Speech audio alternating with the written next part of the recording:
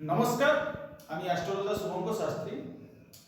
আজকে আপনাদের সঙ্গে একটা ভালো বিষয় নিয়ে আমি উপস্থিত হয়েছি। বিষয়টা হচ্ছে অনেক জাতক জাতিকা, বিশেষ করে আমাদের চেম্বারে যারা আছেন, বিশেষ করে সরকারি চাকরিকে দিয়ে অনেক চিন্তিত থাকেন, কিংবা অনেক জাতক জাতিকার বয়সটা আগের দিকে বাড়তে দেখা যায়, কিন্তু তারা চাকরি পাচ্ছে না। সবার প্রথমে একটা কথা বলি, সরকারি চাকরি পেতে গেলে জন্মছকের মধ্যে 2, 6, 10, 11 কানেকশন দরকার, প্লাস রবিকে বলবান থাকা যথেষ্ট জরুরি, রবি শুভ থাকা যথেষ্ট জরুরি।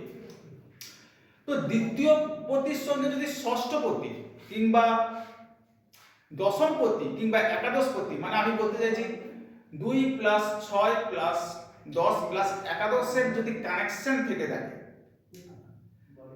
যে কোনো সম্পর্ক হতে পারে।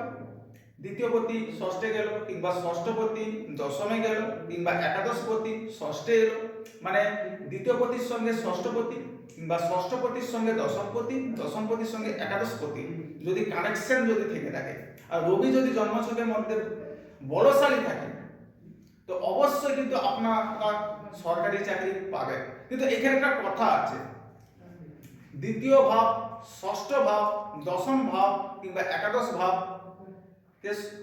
মানে বলশালী হতে হবে। তো আপনাদের জন্মছকের মধ্যে যদি থেকে থাকে, আপনারা অবশ্যই চাকরি পাবেন। আর অযথা আপনারা চিন্তা করবেন না। যদি আপনারা এই কানেকশনটা মানে খুঁজে যদি না পেয়ে থাকেন, তো অবশ্যই কোনো ভালো অ্যাস্ট্রোলজারের মানে কনসাল্ট অবশ্যই নিন। আপনারা সেখান থেকে জানতে পারবেন বা বুঝতে পারবেন। নমস্কার।